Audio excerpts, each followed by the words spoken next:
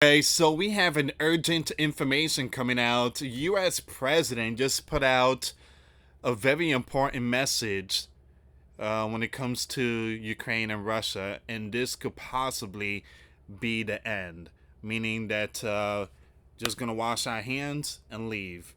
So, U.S. President declared that Russia and Ukraine could reach a war-ending deal this week, as his team threatens that Washington could ditch the peace talk efforts if no step is taken in the near future. So this is going to be the final warning this week.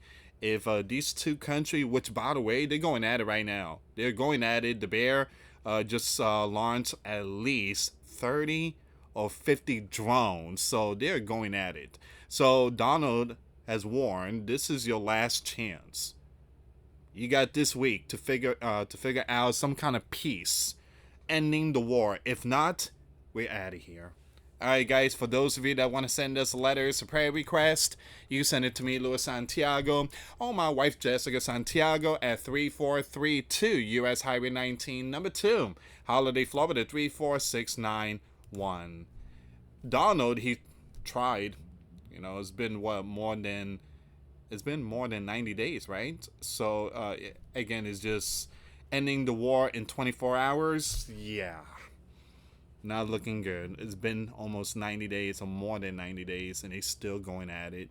So, I think it's good for the U.S. Wash your hands, and that's it. Let's get out. Let's leave. Let them deal with it. That's not even our biblical war. That was under Joe. So it says here, Donald declared that the Bear, again Russia, and Ukraine could reach a war-ending deal this week, as his team threatens that Washington could ditch the peace talk effort if no step is taken in the near future. Both would then start to do big business with the U.S., which is thriving, and make a fortune, Donald wrote on Truth Social over the weekend, referring to a potential deal. Just imagine that. From these brutal biblical war to becoming great allies and building companies and becoming strong. Isn't that amazing? I mean, just again, let's work together. Let's work together. Leave the past in the past. Let's start fresh. Let's work together on this one. It's called friendship and building, economy and stuff. I mean, that would be amazing. But again, we are seeing all these nation against nation. It seems like nobody wants to negotiate.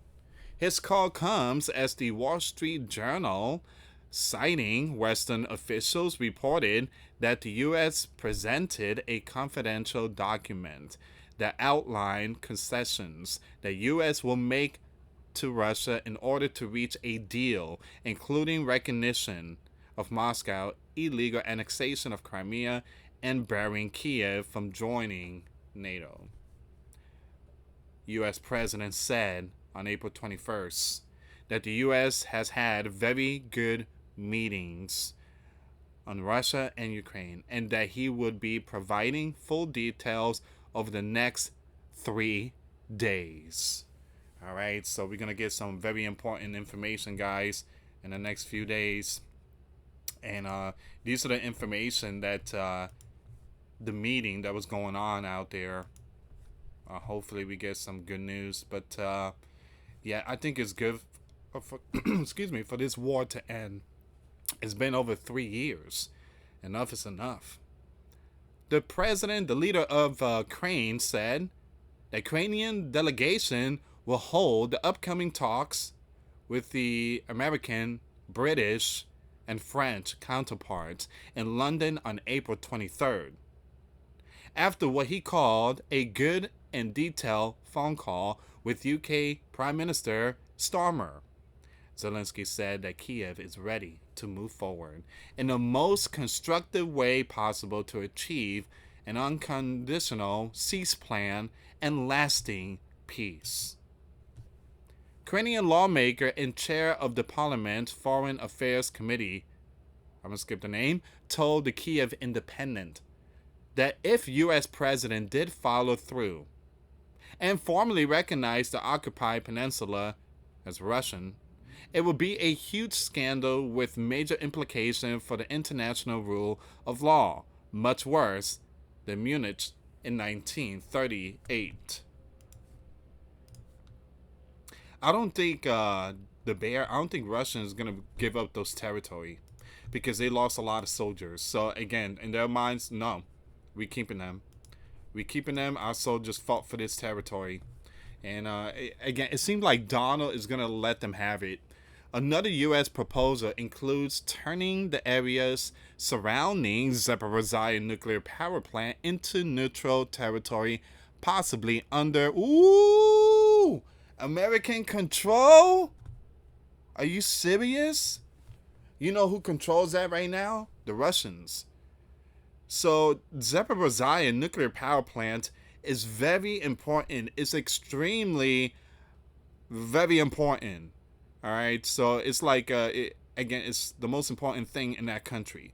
One of the most important things. So if the U.S.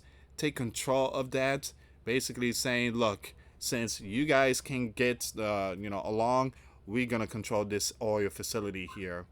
Russia, don't worry about controlling this area. We got this. We will be responsible. If anything goes down, we will take the blame. So that's some huge news there. That's just shocking information.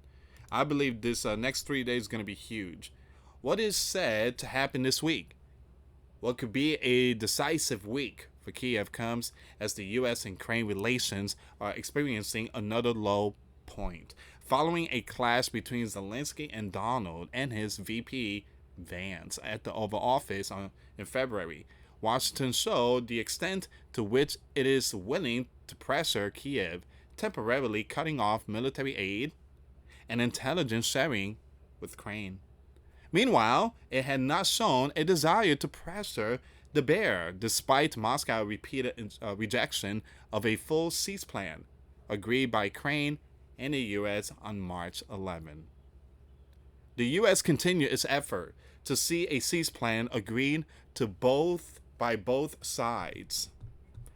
Talks in Paris held on April the 17th, the first high-level meeting between Ukrainian, European, and American officials since Donald took office, will be followed by another meeting in London.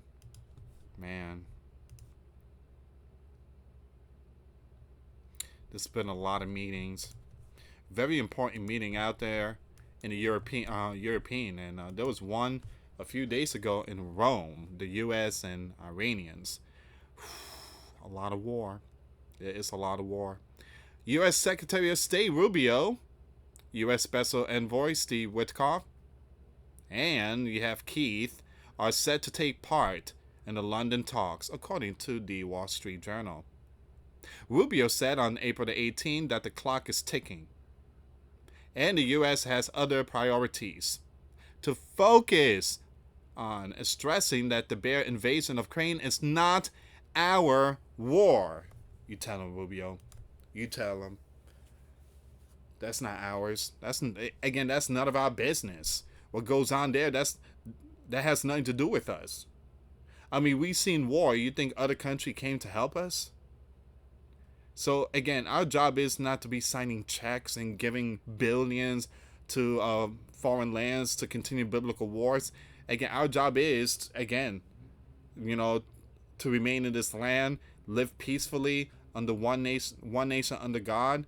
Again, help allies, of course, but we were not built to send equipment so they could keep going at it. We're not a bank. If you need help, we help you, but we're not sending HIMARS. We're sending, people that can actually try to stop these biblical wars. All right, so it says here.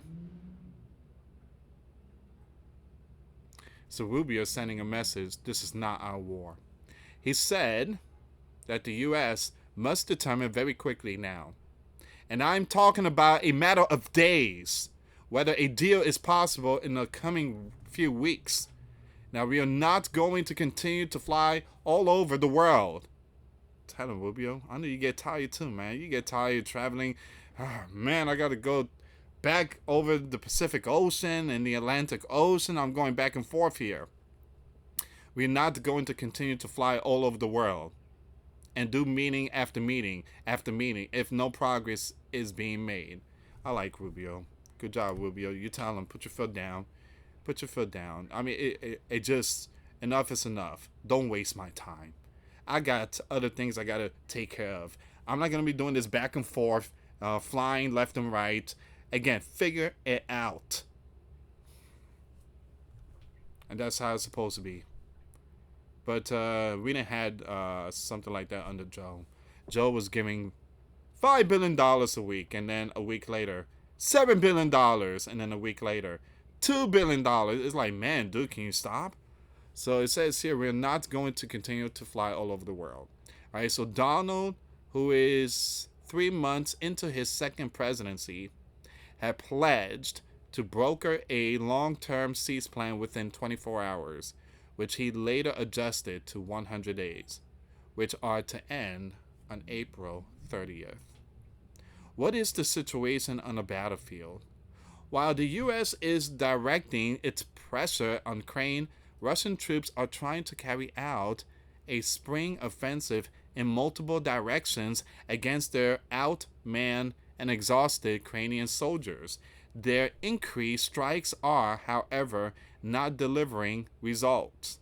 The Bear troops have secured minor gains over the past month and managed to force Ukrainian soldiers out of most of Russia's Kursk Oblast. The Bear forces are intensifying efforts to push Ukrainian troops out of the remaining and Ukraine-controlled part of Kursk Oblast and capture border areas of Sumy Oblast, Commander-in-Chief said on April 21st. That's another problem there. You have Ukrainian troops out there in Kursk.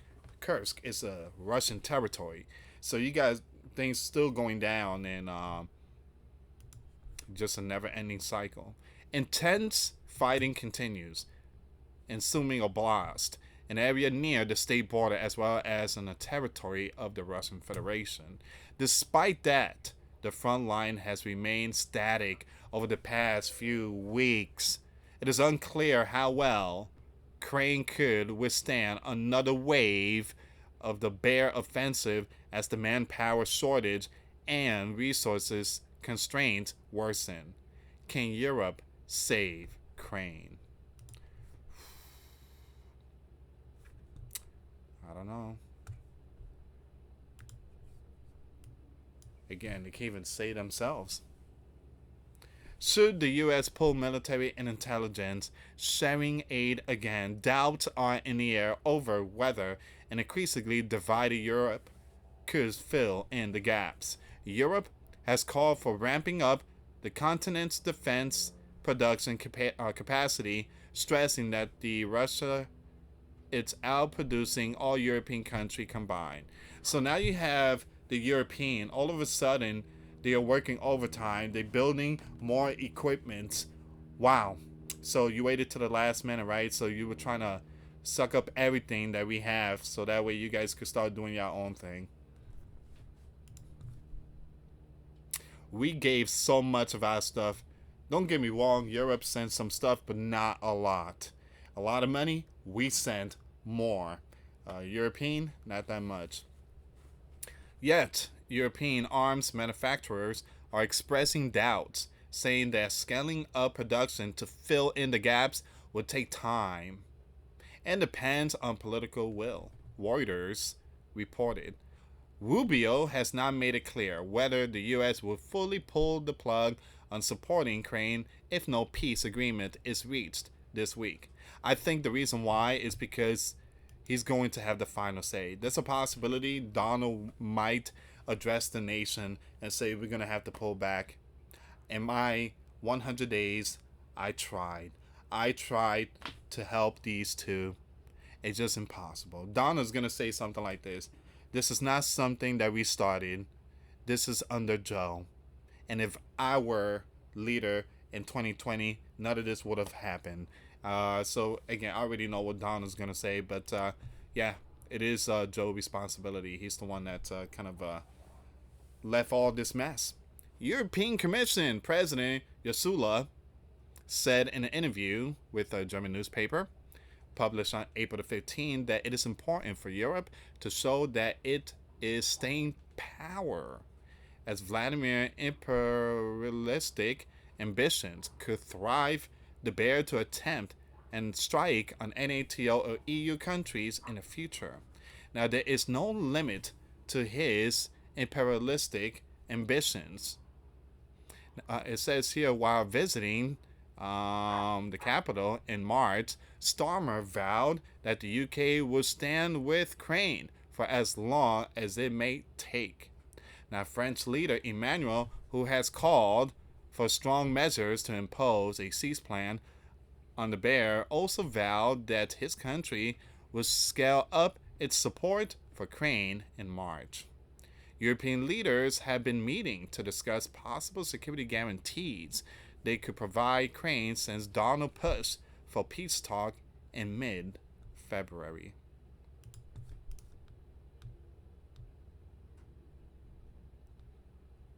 It says here, this is going to be the final one. What does Crane think of U.S. peace effort?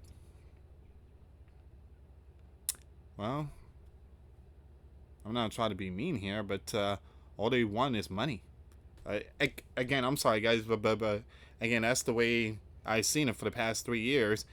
The leader comes to the sleeping giant. Nancy and all those left gave him money. So, what does Crane think of U.S. peace effort? They're not used to that. They're used to getting free handouts.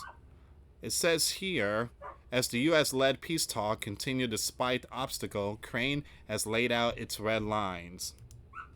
The bear is not to gain more Ukrainian territories, an establishment of international security guarantee to prevent the bear from violating the cease plan, and the return of Ukrainian civilians, including young ones, that were taken and held by the bear, are among Kiev demands, and an independent reported, citing senior officials. Here's the thing. The article, they need to be a little more honest. They weren't abducted. They were moved to a safer area because that region was fire. You had Ukrainian soldiers and the bear soldiers. They were going at it, and it was really bad in that area. So the bear told those young ones, you need to come over in this one. You can't stay there. It's too hot. But you have European and Crane. Oh, they abducted the young ones. They took away the young ones. The bear leader is bad, bad, bad, bad. They need to stop that. They need to stop that. Enough with this all nonsense, political, deceiving stuff. Now, the bear said they were going to put them back there once the war ends. Unbelievable. They need to be honest. They really need to be honest. Ukrainian authorities have said on multiple occasions they won't recognize any of Crane's territory as the bear, including Crimea. In turn, Crane has agreed to an unconditional U.S. proposed 30-day cease plan if the bear follows suit.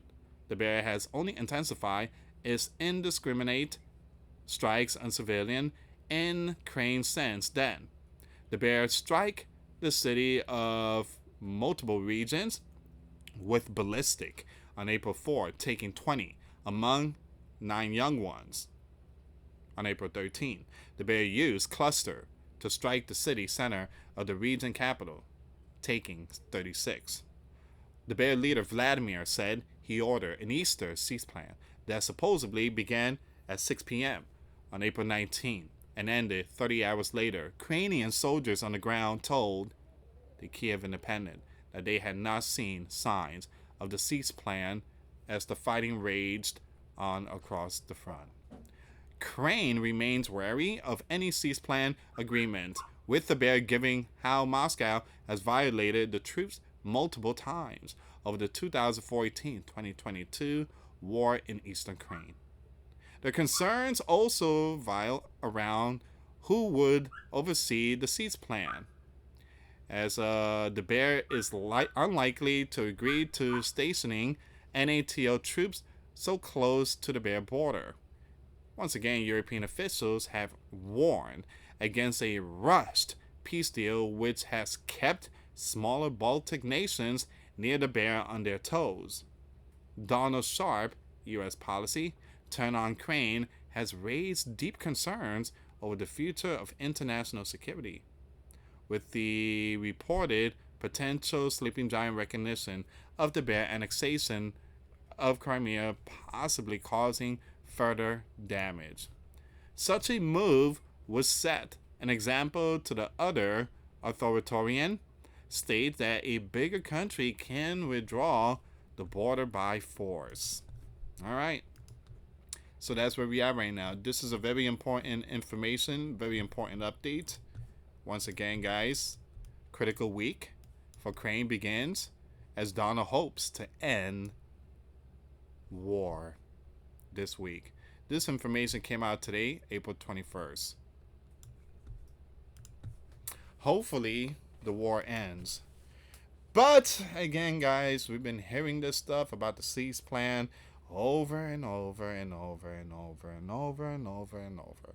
It's like this: Iran is 2 weeks away from obtaining nuclear, and that was like 5 years ago, man. Come on. So, what is it? 2 weeks is like decades to them. All right. So again, this is where we are right now, and I guarantee you guys, I don't think there's gonna be any cease plan. They're still gonna go at it. I think it's good for us to just wash your hands and that's it. Let's pull back. Let's get out of here. They're not gonna listen. They're wasting time. Let's go figure out other issue that's going on in the world. We done with Crane and the bear. Thank you so much for watching, guys. Once again, for those of you that want to send us letters or prayer request, you send it to me, Louis Santiago, or my wife, Jessica Santiago, at 3432 US Highway 19, number 2, Holiday, Florida, 34691. Thank you so much for watching. Till next time later. Peace.